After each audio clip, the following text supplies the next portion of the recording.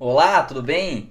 Já é do conhecimento de todo mundo que existe a aposentadoria por idade rural, né? Mas o que muita gente tem dúvida é em qual das quatro modalidades dessa aposentadoria rural ela se encaixa. E é isso que vamos tentar simplificar aqui nesse vídeo. Mas antes de contar quais são as quatro modalidades, vou pedir para que você se inscreva aqui no canal. Se você gostar do vídeo, deixe o seu like. Isso ajuda muito no crescimento do canal, para a gente continuar aí simplificando assuntos jurídicos juntos. Então, para o trabalhador rural saber qual é a hora dele se aposentar e saber quais são os requisitos que ele precisa preencher, ele primeiro precisa saber em qual das quatro modalidades ele se encaixa. Então vamos começar pelo segurado empregado. Esse primeiro grupo de trabalhadores rurais são aqueles que habitualmente prestam serviços subordinados ao empregador de alguma propriedade rural. É o caso da pessoa que é contratada para colher soja, tratar a terra, cuidar dos animais e ficar subordinada ao contratante com um vínculo de emprego. No geral, o segurado dessa categoria ingressa no sistema da Previdência Social, com o registro da carteira de trabalho, e as contribuições são recolhidas pelo próprio empregador. A segunda modalidade é a do segurado contribuinte individual, que são aqueles trabalhadores rurais que prestam serviço sem ter um vínculo de emprego. Lá de vez em quando, um dia numa empresa, outro dia em outra empresa e assim vai. É o caso dos boias frias, dos diaristas rurais. Nessa modalidade, o trabalhador tem que contribuir com aquele carnezinho da Previdência Social, tá? Aquele laranjinha. A terceira modalidade é o segurado trabalhador avulso. São os trabalhadores que prestam serviço para várias empresas, sem ter um vínculo de trabalho. Mas a diferença nessa aqui é que tem uma intermediação obrigatória do órgão gestor de mão de obra, ou do sindicato da categoria. No geral, esse profissional é vinculado a algum sindicato ou cooperativa que administra os ganhos e faz os recolhimentos previdenciários. Aqui também entram os diaristas rurais e os boias frias. E a quarta modalidade é a do segurado especial. Essa é uma modalidade de benefício com exigências mais simples. Ela é destinada àquele pequeno produtor rural, pescadores, seringueiros e mais alguns tipos de trabalhadores. Ela exige menos porque geralmente os trabalhadores rurais não reúnem uma documentação rigorosa das atividades.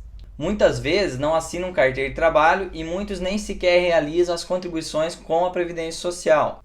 Se encaixa nessa categoria aqueles que exercem a economia familiar, que é um regime em que todos trabalham em um conjunto e sem vínculos de emprego, tendo seu meio de vida e sustento naquela atividade que realizam.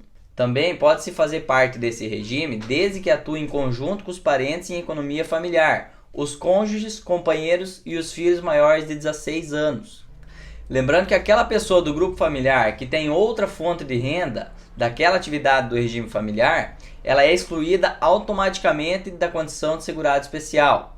Por exemplo, o filho de um segurado especial decide trabalhar no comércio da cidade.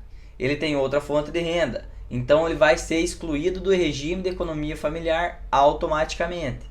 Os requisitos em comum para essas quatro modalidades são os 180 meses ou os 15 anos de contribuição, 60 anos de idade para os homens e 55 anos de idade para a mulher. Só um adendo aqui. O segurado especial geralmente não contribui diretamente para a Previdência, então não tem como ele cumprir um número de contribuições mínimas para atender a carência. Assim, os recolhimentos são feitos com a aplicação de uma alíquota de 2,3% sobre os produtos vendidos, ou seja, o custeio funciona como uma espécie de tributo. Outra coisa, uma pessoa pode interromper a atividade rural para se dedicar aos estudos ou ao trabalho urbano e mesmo assim completar o período exigido depois. Mas atenção, tem que ser produtor rural, pescador ou alguma outra profissão que se encaixe dentro desse regime no momento em que fazer o pedido da aposentadoria, e também tem que ter aqueles 180 meses de atividade.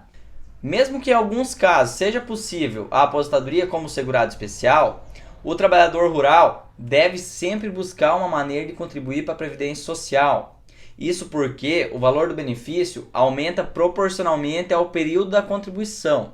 Além disso, fique atento aos casos em que dá para adiar a aposentadoria. Isso pode render um provento um pouquinho maior, já que o fator previdenciário considera a atividade para efeitos de cálculo. Outra coisa, é preciso guardar as informações da sua atividade rural, especialmente os recibos e as notas fiscais de venda de produto, porque esses documentos vão ser determinantes para conseguir os benefícios nas condições de trabalhador rural.